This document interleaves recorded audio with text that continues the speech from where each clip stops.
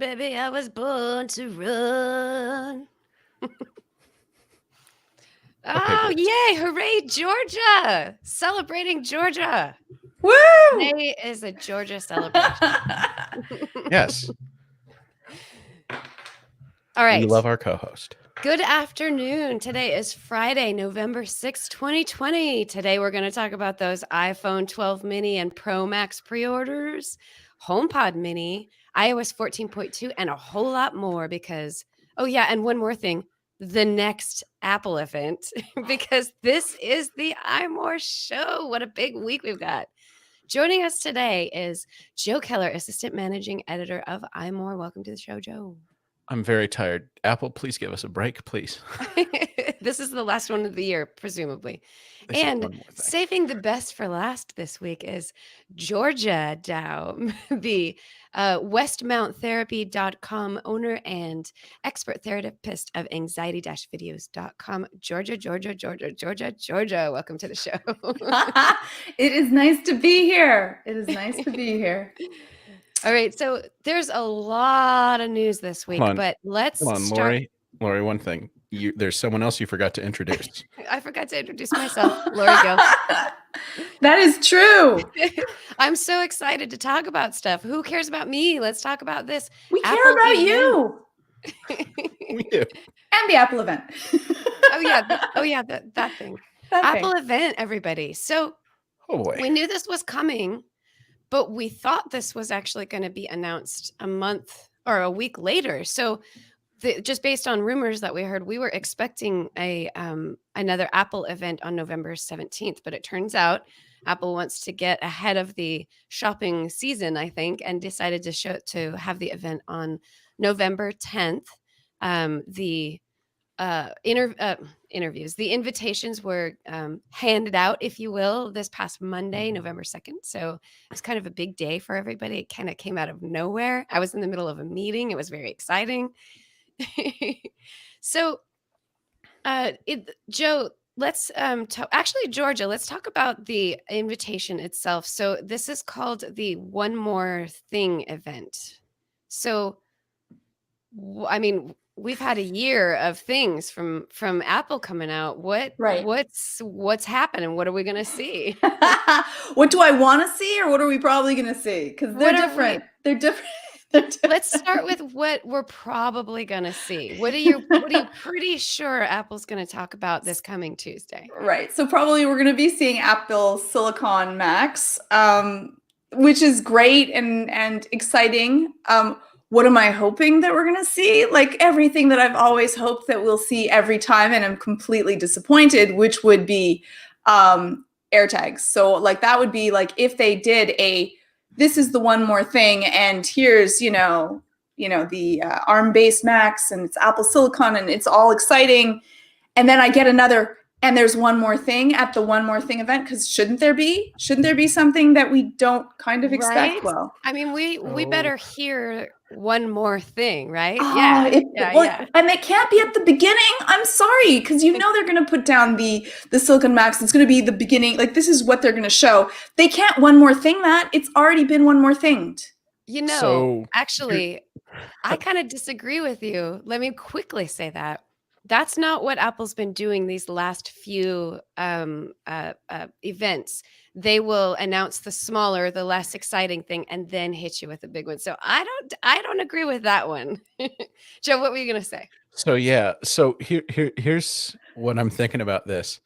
So the past couple of events, the first two episodes of this limited series that Apple's running in fall 2020, Mm-hmm. we had Apple Watch and iPad, and then we had HomePod Mini and iPhone. So two product categories in both of these events. Right. So we could very well have Mac and AirTags. Mm-hmm. However, Joe, don't do it. Don't do it, Joe. Here's the thing. The invitation says one more thing. But it's more. Wait. No, Joe, don't. No. Oh, that's painful. That hurts so much. So it would be one more thing on top of the other stuff in the past, not one more thing in this event. Because they could still, one more. This could be one and more, couldn't it? Look, Apple Silicon is a big deal. The rumors that have been out for the last like 6 months or so are MacBook or MacBook Air like, so like a thin and light, and then also maybe a 13-inch MacBook Pro. And I guess the rumor now is even possibly a 16-inch MacBook Pro with possibly Apple Silicon. Although I would tend to guess that it's just like a one more iterative update for an Intel version on the 16-inch. Mm-hmm. But could be wrong. And I think Apple's gonna. So these aren't gonna be like the A14X or whatever, because that doesn't even technically exist yet. It's gonna be probably a lower power entry level version of an A14 Mac chip and a higher power version for the MacBook Pro. And they're going to want to talk about those and why they're different and how they're different from the iPhone and iPad chip, of which there's only one version right now. There's just the A14. And the A14 is in the iPhone and it's in the iPad Air, but there's not an A14X yet, or an A14Z or whatever. Right. So could there also be could it also be AR that we could be doing with the logo? Like, could that possibly be something that they are going to be unveiling as well? Again, I'm still going to be excited. That's awesome. Lori, what are your thoughts? I see what you're saying, because they've been giving us these little Easter eggs in the invitation for the entire year. Every single event Apple's done this year has had a little Easter egg invitation that has to do with AR. I don't think we're going to see anything AR related this time around. I think Apple Glasses, it's in the works and it's coming, but I don't think it's ready yet. I don't think we're going to see it until next year, maybe not even until the end of next year. I think we are definitely going to be seeing a couple of Macs, and I think Joe's on the right path there with possibly just a iterative upgrade to an Intel MacBook. I actually talked about this a little bit on MacBreak Weekly. Apple's made it very clear that they are going to continue to support Intel, and I think what would be a good idea for them to do is, announce and release Apple Silicon, but also for all those people who are not ready to jump onto Apple Silicon, remind them that yes, we are still supporting Intel Mac, and here's the next Intel Mac. And that could be like an iterative upgrade to maybe the 16-inch MacBook Pro or even MacBook Air or something like that. So I agree with that. I think that we're going to see a new MacBook, one of the MacBook line, a new one with an Intel chip in it. And then we're going to see one or two more MacBook versions with Apple Silicon in it. Now, sorry.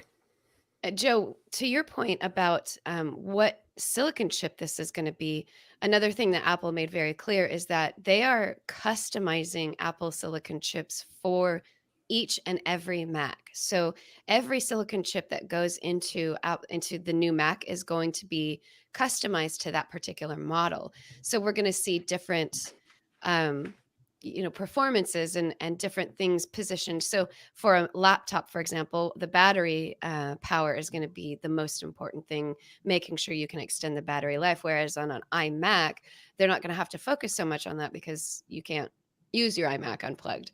So I don't think any of these are going to be called A14 anything. I think that Apple's going to have brand new branding for the Apple Silicon. I think we're going to have, I don't know, maybe they'll call it like MAC 14 or something like that. Maybe they'll have like a completely different branding line. That's my opinion on that one. It won't even have the 14 in it at all. So, Lori, here's my question for you about these chips, because I've been trying to puzzle this out in my brain for, a year or whatever. Yeah, I remember how excited you were when they first announced that they were going to do this. And what I want to know okay, so right now I go to buy a MacBook Pro. I have several options for processors to pick.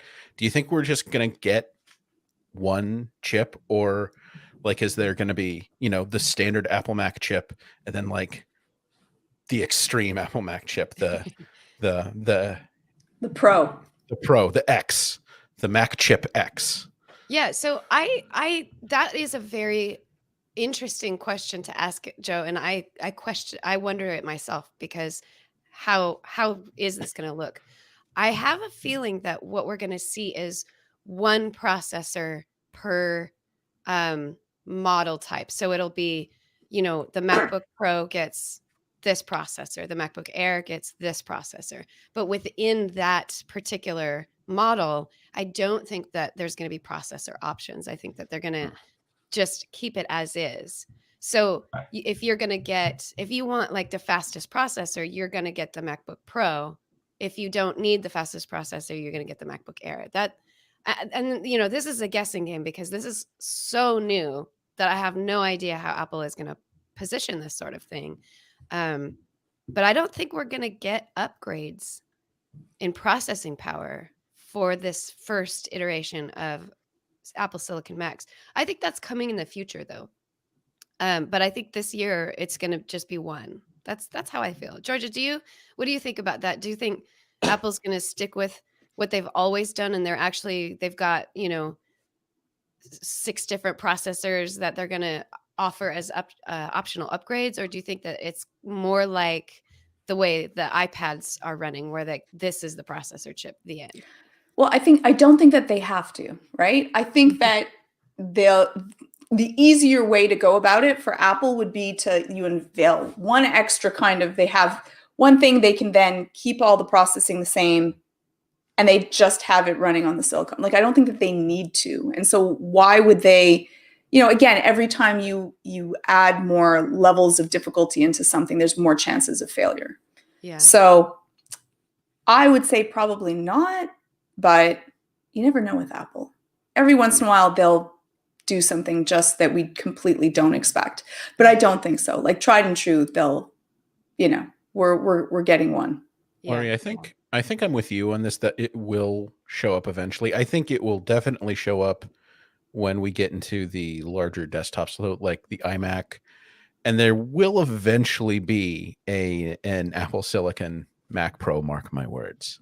An Apple Silicon Mac Pro, and they're not going to have one processor for the Mac Pro. Yeah, I They're think just you're not. definitely right. In fact, I would say we're probably going to have another couple of years of people waiting for the Mac Pro update, and it will be specifically because Apple is perfecting Apple Silicon and want to make sure that for that computer, they're not going to let that mess up at all, so that the pros out there don't ever have to skip a beat in terms of their upgrade cycle. So yeah, and it's worth remembering that Tim Cook at WWDC said this would be, I think, a 2-year process of transition. Yeah.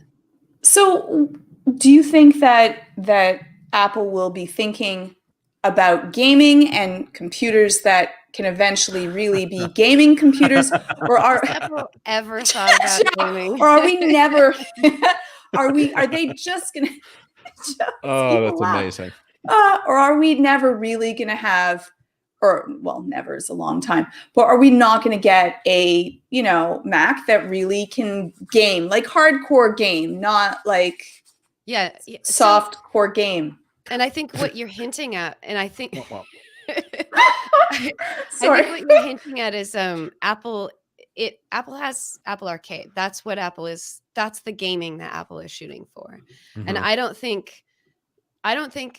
think they lost that battle many years ago when PCs took off as a gaming device. And I think what we're going to see is that Apple will never really try to capitalize on the widespread gaming community, but what they will try to do is bring in gamers to Apple Arcade. And I think that we are going to see some more advanced gaming as the years go by. And I think that has a lot to do with these more advanced processors that are being put into iPhone, iPad, and Mac. Again, though, almost all, I think all, I could be wrong, but I think all Apple Arcade games sync across all of your devices, which means that Apple can't bring in a super high powered, high process heavy game that can only be played on Mac, because the point is that you're supposed to be able to play them across your devices. So until iPhone and iPad can handle that kind of gaming, they're going to continue to keep these games limited in its processing power, so that can play it on all of your devices. They don't have to though, right? Like they could put out a game that you can only play, and not have it sync across. That's right. true. Like they could choose to. Like if they had a big name game, again, like it's probably a losing battle, and they're like heavy gamers are probably not going to be converting over to the Mac anytime soon.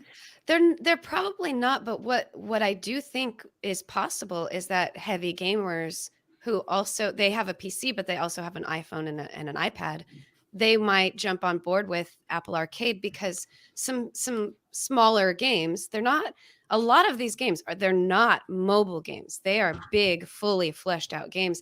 They're just light on graphics and things like that. So they don't take up so much of the power on your phone. I think that is going to appeal to some gamers. And the more Apple brings in games like this, the more these PC gamers, but who also have an iPhone, they might think, you know what? I think I'm going to try Apple Arcade. I'm a gamer. I love to game all the time. I don't think that will make them Mac switchers, but I think it will make them Apple Arcade users in their other devices. So I just had a thought. Just had a brainwave. You could get graphics heavy AAA games for the Mac made for Apple Arcade, and then you could play them on your iPhone and iPad when Apple Arcade is a cloud gaming streaming service. Right. The thing that Apple won't let anyone else do. Yeah. Well, they probably let themselves do it, and then we can go into all of the issues that go with that. I do think though that Joe. Who said that? Wasn't it? Did you hear anything? I heard something. Some static on my mic. I think the appeal though right now of Apple Arcade is, for me, it definitely waned. Like I started with it, I tried it out, I tested out the games, and now none of my family use it. Like no one. And really? I'll play. They've been putting out more and more games, and they're just not interested. No. Like they'll download an app, and it's already like part of that kind of ecosystem, and so we're comfortable. But unfortunately, the games that they started out with, because they were nice, they were good games, but they weren't anything that was really great and gripping for any of us. Right. Then we won't kind of go back to it. And so I think that's the problem with, so I don't know about harder core gamers going to Apple Arcade and really capturing them unless they already had one of those AAA kind of games that would be pulling people in and offering it. Because one is a lot of hardcore gamers are doing this competitively and or, even wanting tournaments or money. And there's nothing that's around that ecosphere that Apple has to offer right now. That's another, Apple requires that all games on Apple Arcade are able to be played offline. So Sonic Racing, for example, it is an online multiplayer game, but there is an element to it that you can play offline, and that's intentional. Apple wants that. But that also, I think, to what you're saying, Georgia, that limits what game developers can and want to do. And that the competitive gaming, that's a big market. And if you're playing a game that you can play without having to play against or with other people, you may not be as interested in even trying it out if you are part of that sort of gaming competitive world. So yeah, I think I agree with what you're saying, is that unless Apple changes some of those regulations or rules for Apple Arcade, I don't think that level of gaming could ever become, like something that Apple does. Yeah. That makes sense. So back to the Mac, we did have a couple little questions in here.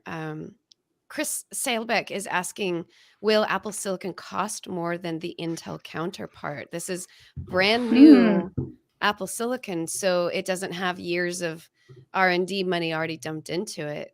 Georgia, what do you think? I think that's a really good question. I don't know. That's,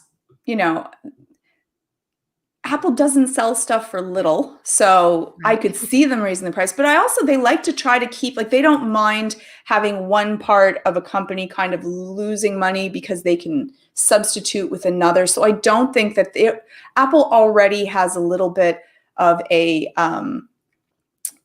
people have a chip on the shoulder on the amount of cost that Apple products have. So I don't think that they're going to be making something that's an exorbitant bump, because people will be directly comparing the two and talking about it.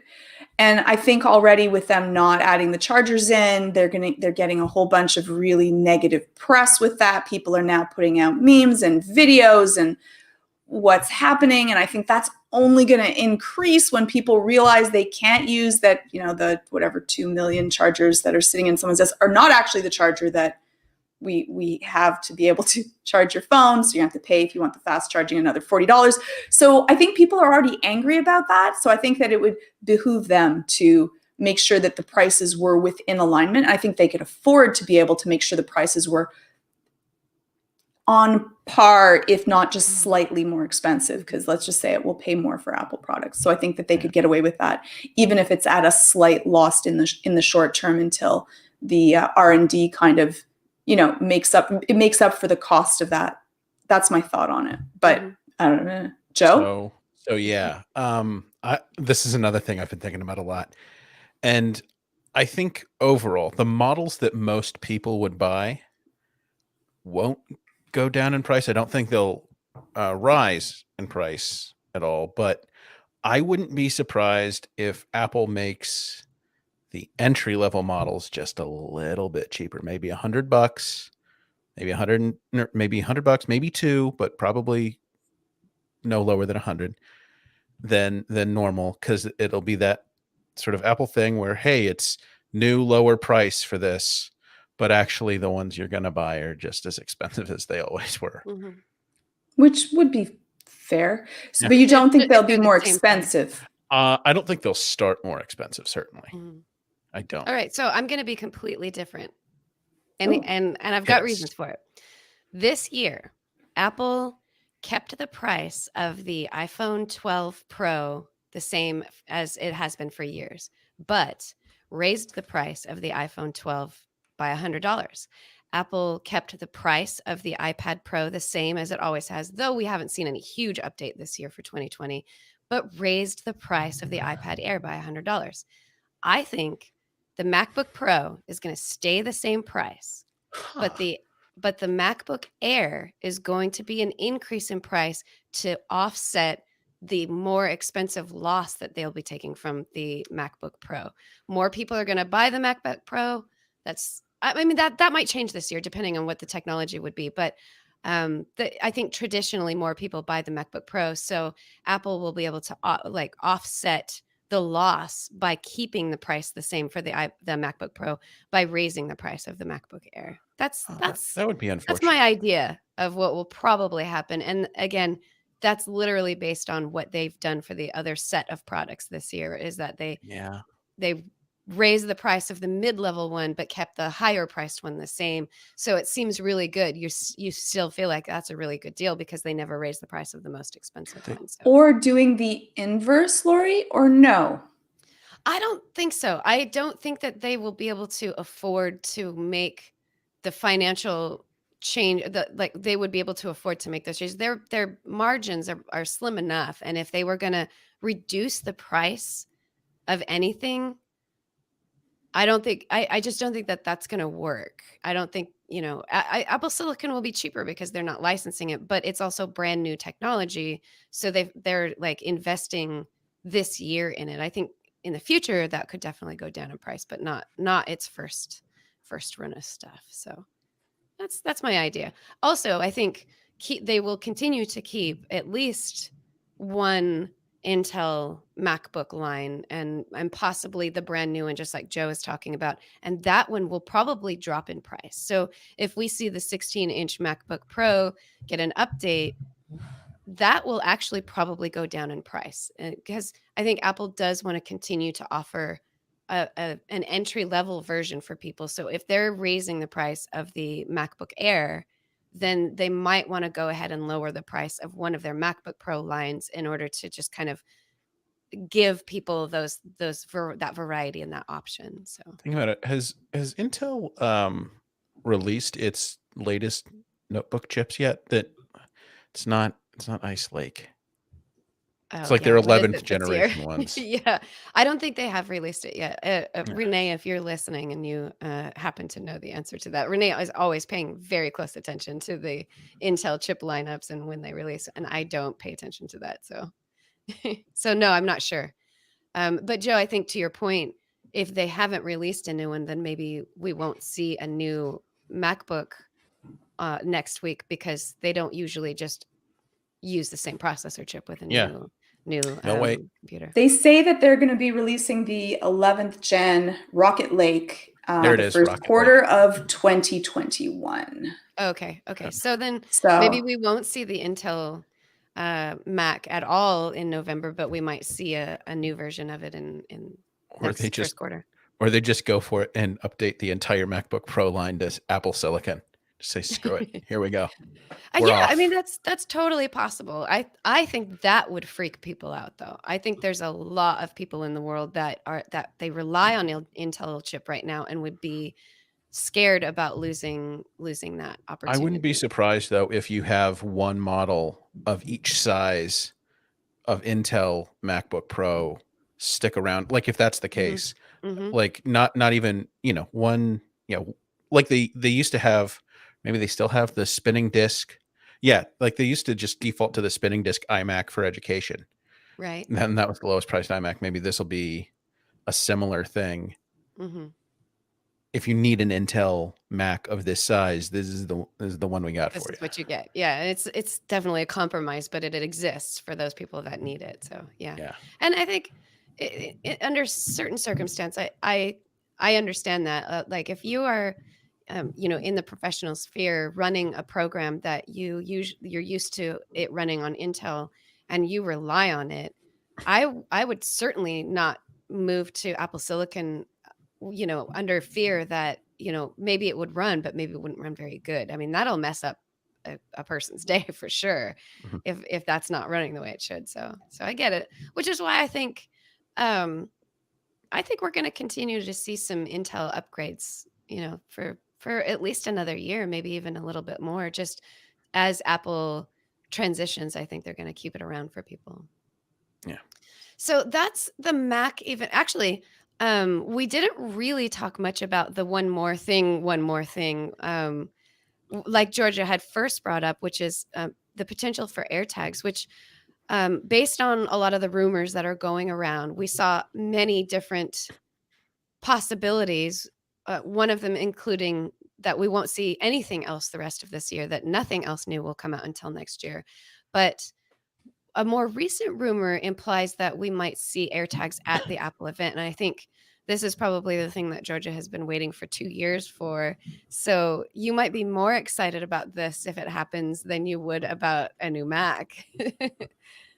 I would. I think it's going to be life-changing for people. That's my feeling on it. Yeah. So I would be all in, be jumping at purchasing and then tagging everything. Tagging everything. Everything. And the other potential launch that the rumor of this now is that this won't happen in this year at all, but it might happen next year, early next year, is the over the ear headphones from Apple that is right now being dubbed AirPods Studio. Joe, what do you think about this as a potential launch this year? I mean, I'd love to see it. I love my AirPods, and I'd love a pair of over-ear headphones that work like AirPods. But I mean, rumors are indicating not till like March, I think. Mhm. But yeah, I would. It would be a great surprise. I'd love to see it. I'm really looking forward to an over-the-ear headphones. Luke, one of our coworkers, is watching the show right now. Luke Filipovich. Hi, Luke. I'm looking forward to a pair of over-the-ear headphones that don't hurt. I think I might have mentioned this before. I have not yet found a pair of over-the-ear headphones that don't kind of like press into my jaw. It doesn't actually hit my jaw, but I feel a lot of strain right in this area when I wear them. So I'm hoping that Apple, they kind of somehow magically discovered the perfect way to have over-the-ear headphones that are comfortable, and I can actually have a pair that feel good. Although I've been so happy with the AirPods Pro and noise canceling on AirPods Pro that is amazing. I can't see myself needing anything else for the rest of my life. So, and they're quite comfortable. They're quite Yeah. comfortable, I have to say, because these cause me earache. They do. Yeah. So they the older version does cause earache, but I agree with you that I get if I'm wearing them for a long time, I'll get head strain also. It's not as much for me in the job, but I do feel like relief when I've removed them. Yeah. And I think that that's a real magic number of snug and not going to fall off and not squeezing you like you're in a death trap with them. There has to be, like you have to be able to have them fit on your head, but then to have them fit on your head, then you start to have concerns about like, them being too tight on your head. And if your head is small, that can actually be a little too much. I don't know. That reminds me, AirPods Pro, one of the things that did happen this week is that Apple announced a replacement program or repair or replacement program for AirPods Pro for people who are experiencing a crackling issue. We'll link that in the show notes for everybody, but this is my AirPods Pro do crackle sometimes. It's not very bad and it's not very often, so it's not something I've ever really. I didn't feel compelled to contact Apple for repair, partly because I know what a pain in the butt it would be to try to get them repaired right now during the quarantine. But they are any AirPods that were manufactured prior to October 2020. Prior to October 2020. If you have a crackling issue, you can contact them. You have to go through a process to confirm that you're experiencing this, and they will repair or replace them. I don't think it specifies whether they will repair or replace, but I think they're just so small that I think they would just send you a new pair. Yeah. So there's that. I think I'll probably just go ahead and do that now that it's a program that exists and it's really easy to do. I'll probably make the switch just because, I do get the crackling. It's, a couple times a week I wear these all the time. So I'll get it a couple times a week. And can I ask for some? Oh, sorry, Joe. No, I didn't have anything. Okay. Can I ask for something else that I would love to see as a one more thing to the possible one more thing? Mm-hmm. So Apple, the Apple remote for the TV, like, can we not anymore? I hate it. I hate it. The amount of hatred I have towards it is deep. One is it should already be like locatable, like because it's. Well, that's what AirTags are for. I know, but it's gonna be a huge AirTag on your, like, it's gonna the buttons, you're gonna now, like, at least I'll know which way to, like, whatever, if it's suctions on or something. Yeah. But so that's what, like, that has, like, we have to overhaul that. Like, that would be, I think, a gift to the world that people don't talk about enough of the it's a horrific experience. I now have used it, I don't know for how many years. I still don't do it right. I'm still trying to back swipe to something. I'm swiping the wrong side. I've now started a new show. I don't know why it's doing that. I'm angry. I'm yelling at it. I'm like, which button do I press? This is a I hate the old remotes with a million buttons, 100%.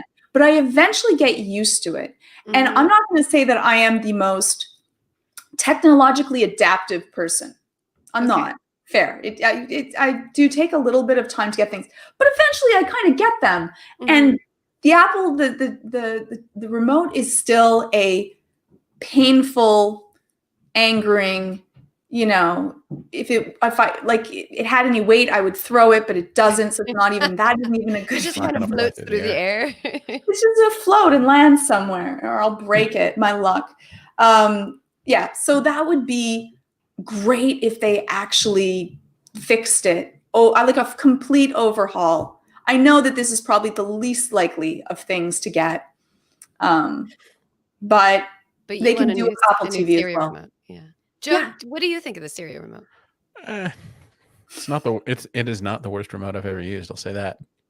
I Um, It's an actually Apple product. I love the Siri remote. You, I'm the opposite of you. I know.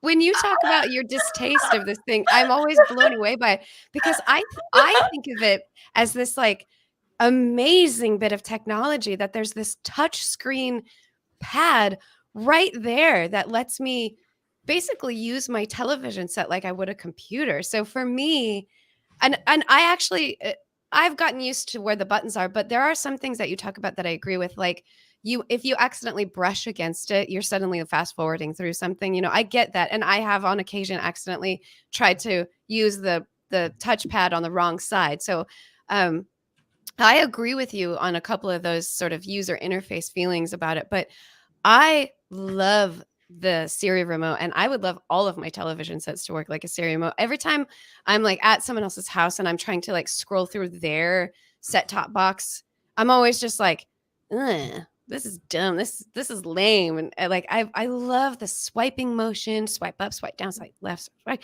You can fast forward through things and pause, and like I love the Siri remote. Do you find it precise enough? So you like this, which I can go there. I can totally feel that it's true. The swiping is a nice feeling, but I find it very imprecise for an Apple product. I think I see what you mean. It's hard to find the swipe swipe farther level. than you mean to. Yeah, or less. And then I've swiped now. I've swiped back to and I'm not, and then I'm like trying to click through with the 15-second thing, and then I'm like, but either way, I'm like, this is not doing it for me. Yeah. That's my thought. I think I see what you mean there. Like if I'm trying to find a precise second on a movie, for example, there's no press to go 1 second back, Oh yeah. And so I'm like, oh, too far, oh, too far, oh, too far. So that does happen to me. So there's a great feature on the Siri remote. I swear it is a great feature, Georgia, I promise. Okay. Where if you swipe your thumb down the right side, like let's say you got a big menu of movies. Yeah.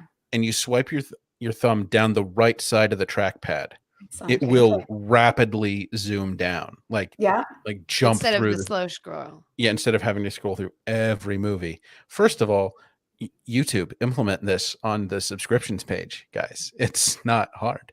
The YouTube app for Apple TV is horrendous, but that's a different entire show I could do myself. Yeah, that's not the fault of the Siri remote. Yeah, and so you can do that. So why not a similar feature, but in the opposite, in the inverse direction for scrolling through movies to make scrolling, second by second easier. Like scroll at the very bottom and it'll be incredibly incremental. Yeah. That would be nice. Some kind of upgrade to the Siri remote itself that gives it extra features or something. Yeah. That'd be neat. And I wouldn't be surprised. There have been rumors of a new Apple TV coming for a while, and we just don't. And it's not. I don't think it's rumored for this event. Right. I mean, although I would say it's certainly possible. Although I think like late winter, early spring is more likely when, second seasons of Apple TV shows, or Apple TV Plus shows are coming out, and like Foundation might be coming out around that time. And so they want, that would make more sense. Yeah. Yeah. And I would actually like to see, if AirTags are indeed out by that time, I would like to see the Siri remote come with AirTag hardware embedded in. And so when you inevitably lose it between the couch, that would be so good. That would be good for when the dog buries it in the backyard. All right, so let's move on to one other thing that's very exciting to me. iPhone 12 Mini pre-orders and iPhone 12 Pro Max pre-orders. That just happened this morning. So Lori, you got the Pro Max, what was that like? You got the Pro Max, right? Please.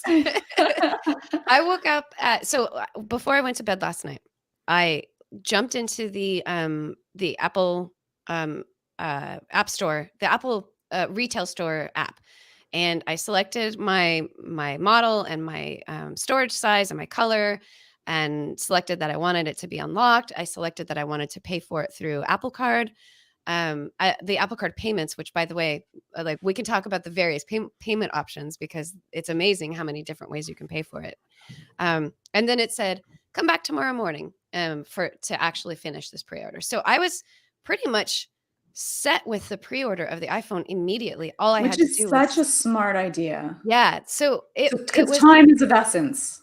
and in the past when I've had to pre-order, you hit the heart button next to the phone that you want, and then you go back and you find that thing that you hearted the night before, and Such then a you go smart through tip. the entire payment process. And it Such a was smart tip. so nice to go through it that way.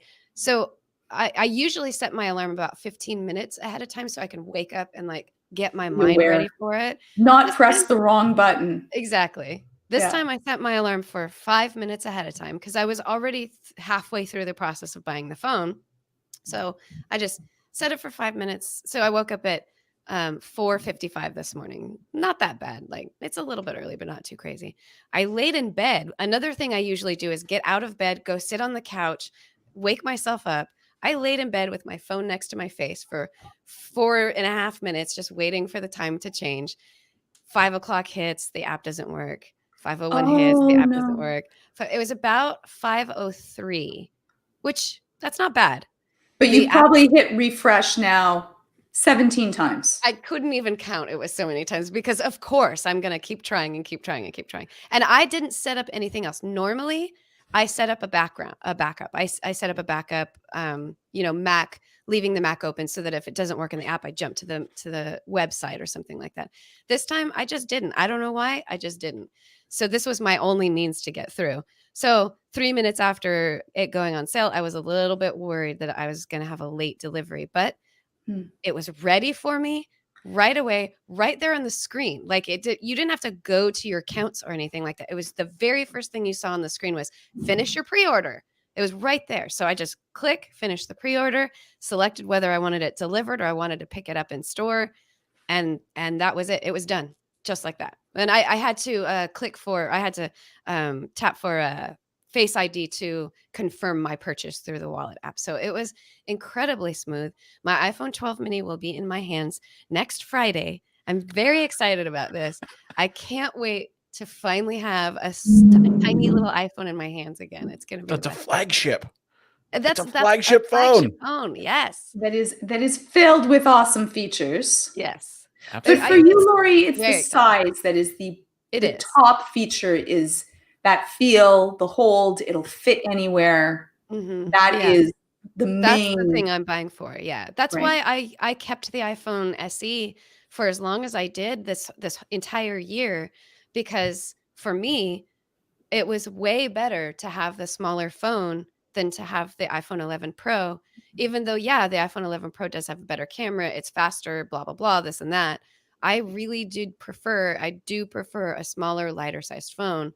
So for me right now, getting all of the iPhone 12, which is almost all of the features of the iPhone 12 Pro, frankly, at a size that it's almost as small as the iPhone SE of the original time, like the iPhone 5. This is just, it's all I've ever wanted. So I'm very excited about it. But the next thing that happened to me, Joe, you didn't pre-order anything, right? Yes, I did. I did. Okay, Georgia, before I see the smile on your face, so before you say anything, Georgia, did you pre-order anything this morning? Not yet. Not yet. Okay, so Joe, tell me what you pre-ordered. So I pre-ordered. Oh wait, did you say your color, Lori? Oh, sorry. It's I got blue because, of course, I think the blue is gorgeous on the 12. Love that blue. Yeah. Okay. Yeah. Absolutely. So this morning I pre-ordered a HomePod Mini. Oh. I actually pre-ordered 2, but I did it. It was a little complicated the way I did it, because at first I was only going to get one, just try it out. But look, I've used 2 regular HomePods in a stereo pair for almost 2 years now, and 2 HomePods in a stereo pair really are better than one. So I figured that 2 HomePod Minis in a stereo pair are going to be better than one. So I ordered the first one from Apple, and then the date started to slip. It's already not the one I ordered from Apple is already not coming on the 16th when they release. It's between the 17th and 19th, and they slip past that by the time I decided, no, I want a second one. So I ordered the second one from Best Buy, and that one might actually get here first on the 16th, maybe. So anybody out there who still wants a HomePod Mini and wants to try to get it on the delivery date, go somewhere other than Apple. Go to Best Buy. See if you can get it sooner. Maybe they won't run out. That $100 for that is I know. It's And a HomePod for $100. I know the seriously. sound isn't going to be as good, but like that's great. But with two of them? But with two of them, that's pretty good. And they're small and cute and light and will fit anywhere. What color, Joe, did you get? I did space gray. Okay. Mm-hmm.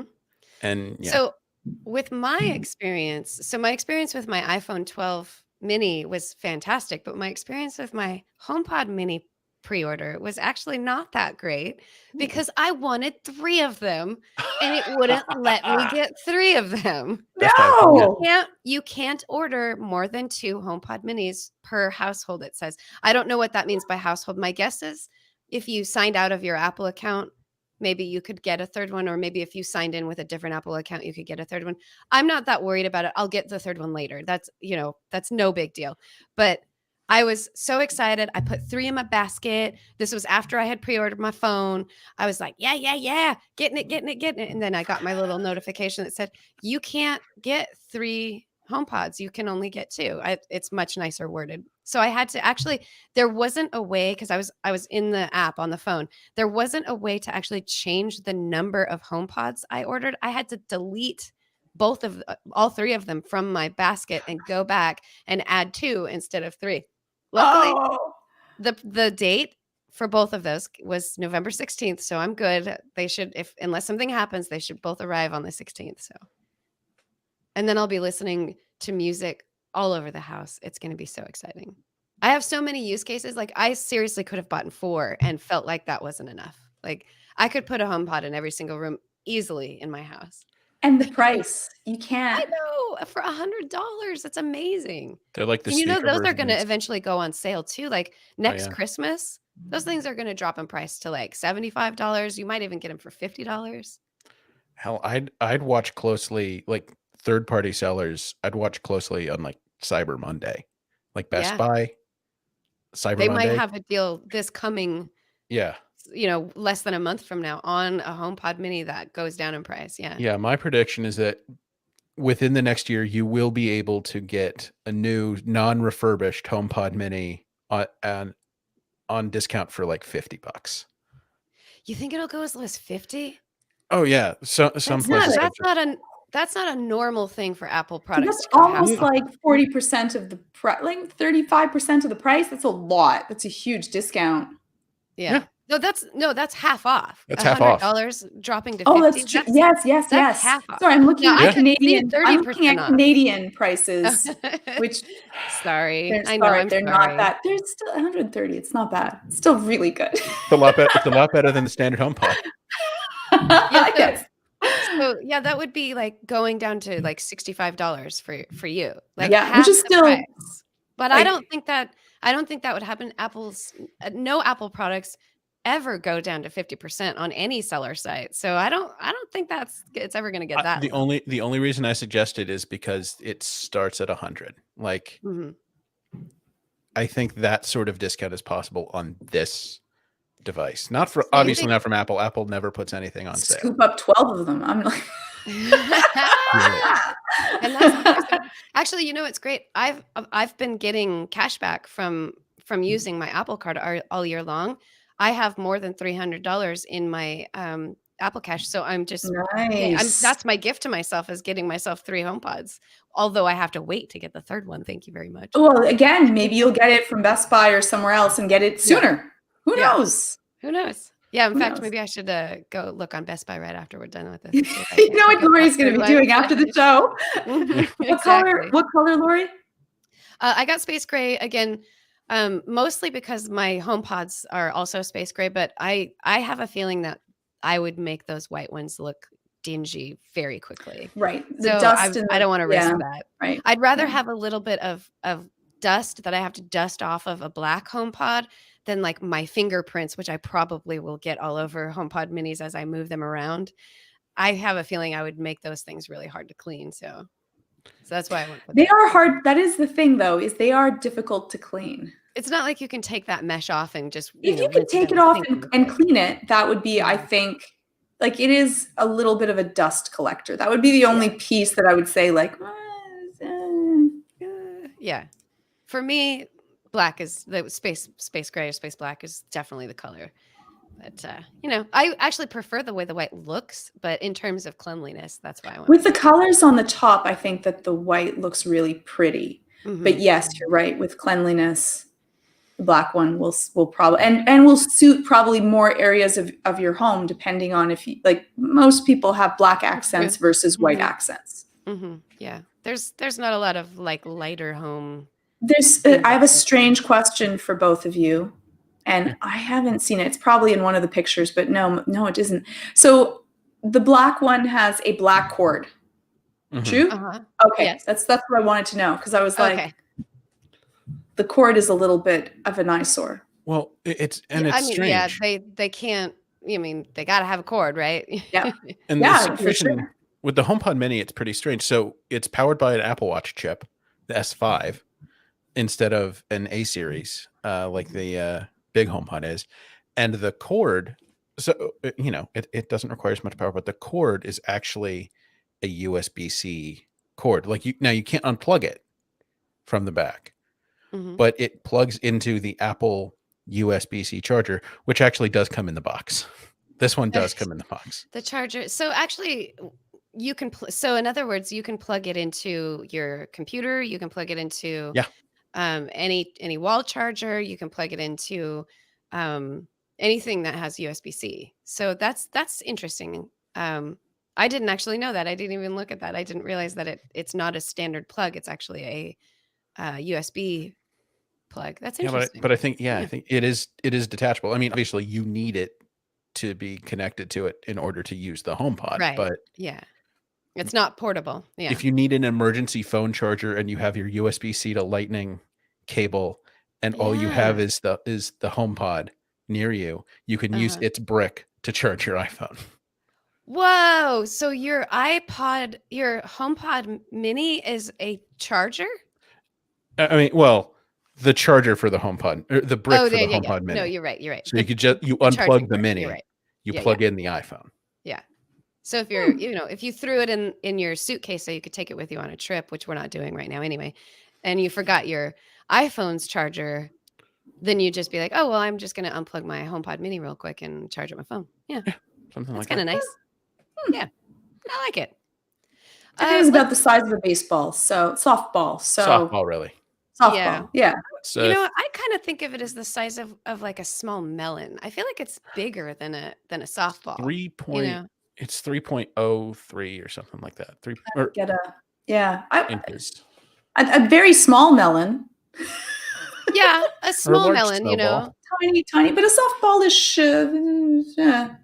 3 point. I'm not great with measurement. I'm not going to try to. Yeah, I'm trying to find a picture of the. It's 3.3 inches high and 3.9 inches wide. Okay, wait a second. Pretty small. It's still bigger than a softball, though. But you're right. That is pretty small. But not much bigger than a. Okay, so we have like here's my hand. We have, and it doesn't help because I just have really tiny hands, so it's probably going to look huge. Forget about it. I can't. I could use Baby Yoda for a size comparison. No, okay. I have no banana for size. I can't do it. It's we're going to have these in our hands soon, and then we can hold them and show people. Right. But I don't think it's going to be this kind of hold. I think it's going to be more like this kind of hold. Yeah.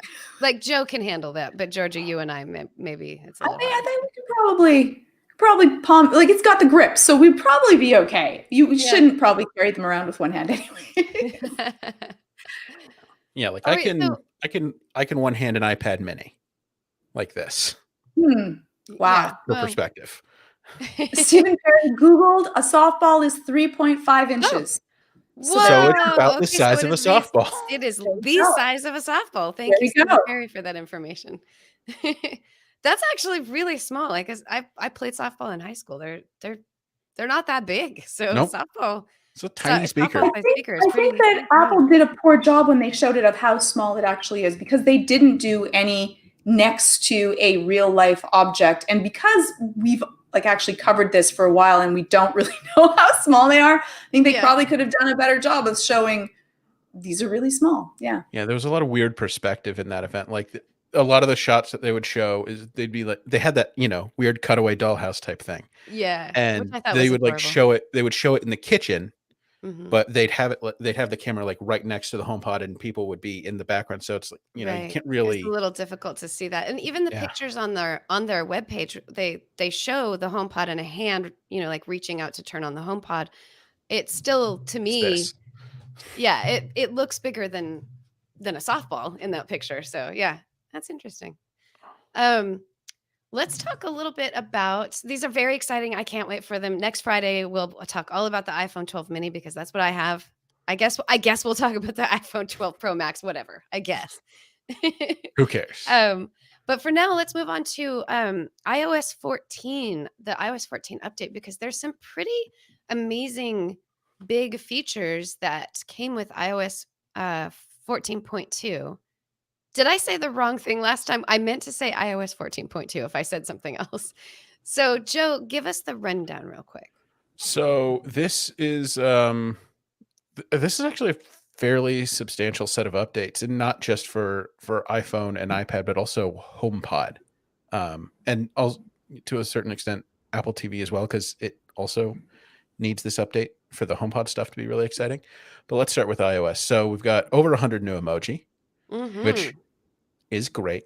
And then you can never have too many. None of them, the bubble tea. You I actually don't know. can't have too many because I can't even remember what they all are anymore. Well, I like that if you type it, it comes out, right? Yes, So I get that yes. that's a nice feature that I can be like, now I search by typing the word and then it's like, oh, there isn't a burrito or something. Like we have bubble tea, we have a boomerang, ninja, beaver, lungs. Headphones. The Italian, I think it's the Italian, what is that? I think that's like, this is great. I think that's what. No, that does not mean this is great. No. Oh, that's a bad thing? Well, okay, it means two things. One is it could mean like eat, like, like manja, like that. But it really kind of means, to put it mildly, like what the hell, right? Okay. But it more strongly than what the hell. It really just means like, what the? I didn't know. But I don't know. It's sideways, and we don't usually do it sideways. Like that's not the, wait, there we go. That's not the way the fingers, so if you're listening, it's the fingers that are all together. All your fingers are together with your thumb on the other side. Like what in the world? But the angle of it is off to me. So now I don't know if that's really what it is for. Well, let's see what Emojipedia says about it. Oh, good idea. They have the entire listing and they actually tell you what they're called. Emoji. Oh, it's called the frustrated Italian hand gesture emoji. So yeah, so it is. Okay. Yep. But it gets frustrated. And so they, yeah. But it does, it's more than what the hell. Just put it that way. Yeah. Okay. Yeah, usually. So unless it's about food. So over 100 emoji. Sorry. We got to talk about emoji. They're very exciting. This is true. They are very exciting. Interesting with this update, I think, is the support for the new MagSafe leather sleeve, which Apple revealed this morning is going on sale soon. We don't have a date yet, but it's going to be $129. But this is that accessory they showed off at the Apple event, where it's a leather pouch that has a wrist strap on it. Yeah, it's got like a wrist strap, and then you slide the iPhone into it, and the MagSafe sensors detect your iPhone coming into the pouch, and it has a little window where it'll just show the clock on the iPhone, so you can just Which like I pick think up your is phone. brilliant. It's pretty good.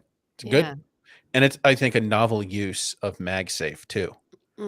Right. To do something like unique than what we're probably going to see in most Apple MagSafe accessories or third-party accessories, at least for this first year, is what I would guess. Other important updates here with 14.2. The iPhone and iPad now support the intercom feature that arrived for the HomePod in HomePod software 14.1. Mm-hmm. So before this, the HomePods could use intercom, but you couldn't use it on like 2 iPhones and iPads now.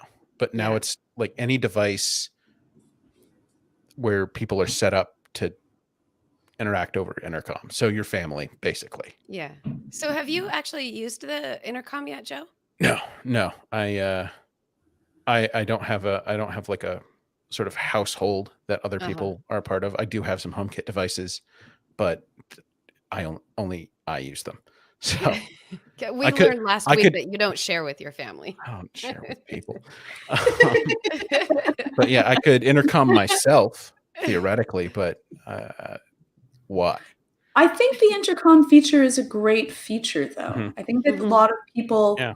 will not know that they would use it, but then use it and see the use to that, right? Because calling someone having to answer is many steps if you're busy or doing something or cooking to be able to Mhm. just send a message to another area of the home, right? Yeah. Go to bed, Yes. turn that off. Finish your homework. Yeah. Yeah, I need help, right? I think Mhm. that is a useful feature that people don't really think about. And if it just announces, I think that's really great. It could be also a little bit intrusive also. Yeah, I just updated, so I have not had a chance to experiment with how this works on iPhone. But my guess, and Joe, maybe you at least know this much because I literally haven't even checked intercom and how it works on iPhone and iPad. But my guess is that you might be able to set up some kind of blocking feature that makes it so that you don't get interrupted with I only intercom. know of it on the HomePod, so I don't know. Yeah. Joe, do you have an Yeah, experience with like? Do you know about I the don't. settings for it? Okay. I don't.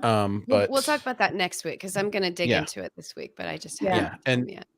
and one of the reasons they released this now is because the HomePod Mini went on sale today, Uh-huh. and it was one of the marquee features of that part of the presentation in early October Mhm. was the HomePod Mini and its intercom feature. So Yeah. HomePod Minis are coming soon. Get this feature out there. That's pretty cool. Yeah. Now, I got to say, my personal favorite little touch for 14.2 is the iPod returns to Apple. And what I mean by that is there's a new set of AirPlay controls. Like the AirPlay controls have been revamped, and when you expand on them to see what's playing on your current device and control Mhm. that, it looks it looks like an iPod. Oh yeah, yeah. Oh, It that's shows. So huge. Joe is showing a picture of it on Yeah, our screen, and there's a big window that actually shows you what's the album art. playing. Yeah.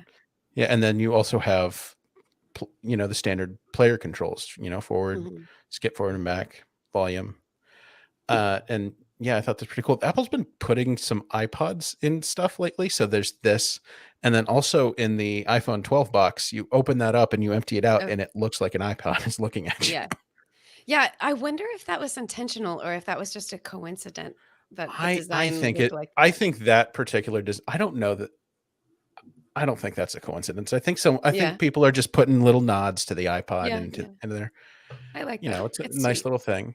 Yeah. Okay, so I looked up the intercom features, and on devices like the iPhone and the iPad, the intercom Mhm. messages are shown as notifications Aha. Okay. Mhm. with Okay. the So you're option to not. listen to an audio.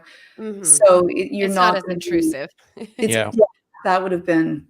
Yeah. Well, I mean, sometimes you're doing something and your kid wants you to come out and you're Or you're in a doing meeting, something that or you. you're Oh, working, yeah. mhm. and Yeah. you really don't want to have something suddenly blurt out something at Mom, you. can you come help me with this box of something? I don't know. Perfect, I don't know what your kids need perfect kid help with. voice.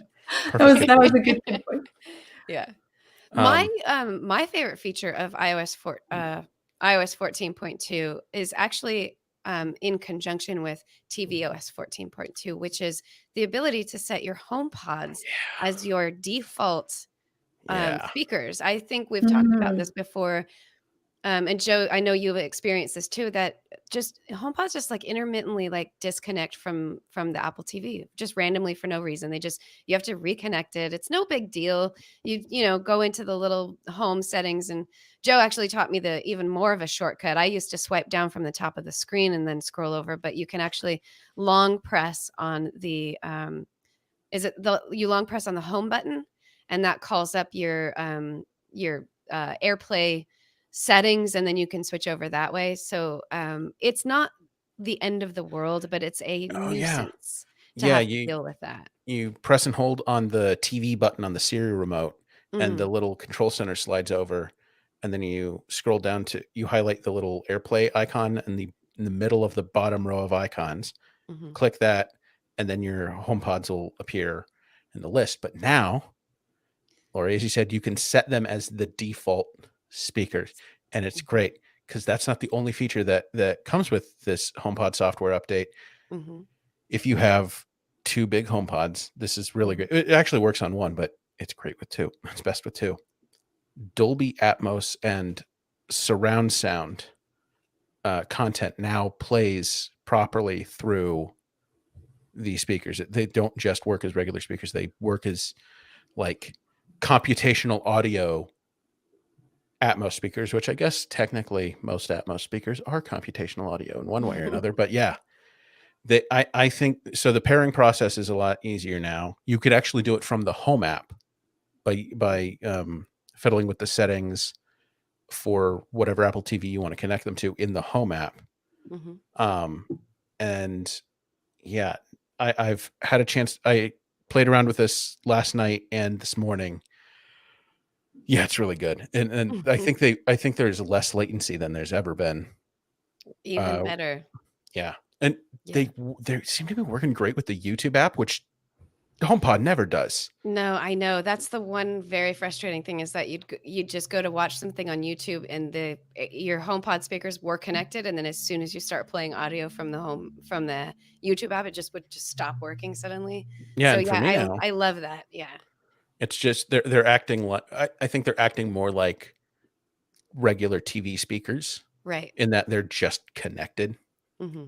Yeah, because you can't hardwire the connection. So No, there's no whenever it disconnects, there's nothing that you can do to like supplement or like work around or anything like that. Like yeah, you can't fix that. So making this the potential to make a default speaker like that's fantastic. That's going to be a great solve. I'm so glad they did that, because for me, that's the only way I listen to that's how I watch my TV, as I use my HomePods, and it has been an annoyance. It's not the end of the world, but it's been frustrating to have to Right. constantly click back yeah. in and Yeah. reset that. So Yeah. I just updated tvOS to tvOS 14.2 this morning, and that was the first thing I went to connect, and my HomePod speakers didn't show up, so I had to go back into my iPhone and then update the HomePods to HomePod 14.2. And then I had to go do something. So I haven't even actually had the experience yet to do that. And how you update your HomePod is it should happen automatically when you update to iOS 14.2. But for example, mine didn't. So you go into the settings of the HomePod, and Ooh, you ooh. will Sorry, see sorry to interrupt, Lori. uh, This one's complicated because you don't actually go into the HomePod settings. I think maybe So it you go into the changed home since app. the You go last into the home time. app. No, no, sorry. I've got You so home you app, did it? and Okay, then okay. you go into the top left corner, the little home icon there. Right. You skip the HomePods entirely. Go into the top left corner icon. You tap Home Settings, and then you scroll down, and you'll see a little software updates section. You tap that, and then it'll look like the The software update page agree. on an iPhone. Yeah. Yeah, it'll And ask you then to agree to it, yeah. yeah, and then That didn't happen for me this morning when I did that. I actually yeah. had to go into the HomePod app, and when I went into, or not HomePod app, but the HomePod setting, and when I opened the HomePod setting, that just See, popped up that's for me. and that's how it should. I've never seen the software update in the HomePod setting itself. It's always Yeah. been What you're talking about. the home button in the top left Yeah, corner. right. That's basically it's the I settings for think, the home app. yeah, it's interesting. Yeah. So one of the things that they've changed in iOS 14 in the home app is they've they've given like a little status screen for whatever Yeah. your thing is in Mhm. in its individual settings. And so after I initiated the HomePod software update yesterday, that screen appeared at the top, but I still had to go grab it myself, mostly because I don't have automatic software updates turned on because Mhm. I'm not patient. Yeah. So I Yeah. just Well, so grabbed it there's and there's potentially one of two, or there's two different ways, but Joe's way is, I think, the way it's supposed to be. I think for me, I might yeah. have just lucked out. I think maybe you have do you have automatic software updates turned I on? do. I have it turned on. And Yeah. so is that where the software update appeared for you in that little panel at the top? You know what? It didn't. I didn't notice that. All I did was, well, the first thing I did was I followed your instructions, Joe, and I went through the settings, and there wasn't an option to update. So Yeah. I Hmm. closed that out, and then I just opened the settings for the HomePod itself, and that's when it just popped up. It just went whoop, and it Always popped up on the screen. So always throwing curveballs at me. I know, HomePods. right? They're always messing with stuff. So, Can well, I we ask have about? Oh, sorry, we were going to no. finish. Please, I was going to end the show, so please ask. Oh, just going to ask about music recognition. I use Shazam a lot. I do act like I hear a song, I like it, I want to know what it is. Music recognition, so it's going to allow you to discover the music, even when you're wearing AirPods, which I love. That sounds great. But what? Because you still have to tap the Shazam icon. Does anyone? So it's just faster. I don't have to tap twice. What exactly is happening here that is different than me just pressing the icon? So I press Shazam, it hears the music, then I press it again. That's a good question. What exactly is the difference for this besides that it can happen on my AirPods, which I think is a great idea? Yeah, I don't know because I never use I never that. use music recognition. Okay. Yeah, Okay. Georgia, Yeah. you're gonna have to figure that one You're out our for us guinea and pig for this. then report back. Ooh, one more thing I did want to bring up before we end the show. Another part of this update, and this is across all of the devices that got 14.2, or at least iPhone, iPad, and HomePod, the daily update, or not even daily, the personal update. This is a feature they Oh showed yeah. off at the Mhm, iPhone event during the HomePod mhm. section. You can say, "Hey Siri, what's my update?" And your device will answer with, items on your calendar, weather, and then it'll play the news through, I think it's NPR. I don't know if it's NPR for everybody, but it's NPR for me. And it'll just do like a little daily news bite, but it's not like ongoing live news. Right. Yeah. It's just Yeah, it's just like it's the the podcast. morning. It's a Yeah, yeah. podcast. It'll just kind of, and that I wonder if you're allowed to, if it gives you the option to select which news source you go from. We'll have to look into that because I'm Yeah. sure that not everyone's going to want to listen to NPR. Everybody has their favorite news Yeah. channel that they like to get their news from. So yeah, that's exciting. I've totally forgot about that one. I haven't tried it yet again. So yeah, that's great. It's exciting. A lot of some new things to Yeah. make our old technology seem brand new again. It's pretty fun. So Stephen Perry just said that yes, you can. You can select, and Twit is one that you could choose. Okay, so this week in tech is actually an option that you can choose when you ask Siri to play your news. Apparently, It's, interesting. it's pretty great. Really, Yeah. really puts the personal and personal update. Yeah, right. I mean, if you like really want to hone in, that's a podcast. So That's yeah, great. that's fantastic. All right. We are definitely at the end of our hour. We actually went over quite a bit. It's funny. I woke up this morning thinking we didn't have a lot to talk about because I forgot that we had so much to talk about. There's so many Turns things out. that Too happened much this to week. talk about. Yeah. Yeah. It's big, big time. And next week we'll be able to have hands-on views of the iPhone 12 mini, though nobody will have the HomePod Mini yet, because even though you could pre-order it today, the first shipping date, the earliest shipping date was 2 weeks from now. So that one's 2 going to be a little bit weeks. further. I know we still have to wait a little bit longer, but we will also have gone through Apple's event. So we'll be able to talk about what was announced, and who knows, it could even be something that we'll be able to pre-order that day. There's a chance. Like Apple has done things like that in the past. I don't think they will this time, but it's a possibility. Big stuff. All right. So thank you to everybody who joined us live and asked questions and had things to say and found out the size of a softball. That was really very helpful. That was And thank you to everybody who does show up every Friday to listen to us live. We do this on YouTube live. at 1 p.m. Eastern time every Friday. So you can find us on YouTube.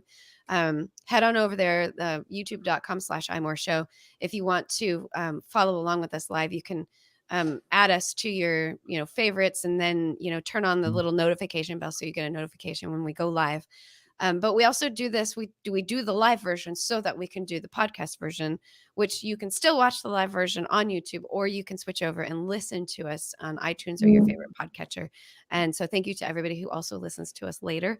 I noticed there was a couple of people that showed up that were excited because they don't usually get to see us live, and they usually just listen to us in the podcast. So thank you to those of you that were able to make it today live. We love that you listen to us too. That's why we do this whole thing. So thanks for that. Thanks to Jim Metzendorf for doing everything you do that make us sound real good. You're fantastic and wonderful. We literally couldn't do it without you. I know I say that every week, but it's true. And thank you to Joe and Georgia for actually an extra special thanks to Georgia for everything that you've done for us this week. Truly, Georgia, thank you. Thank you, Georgia. And we'll talk to y'all next week. This has been the iMore Show. Goodbye.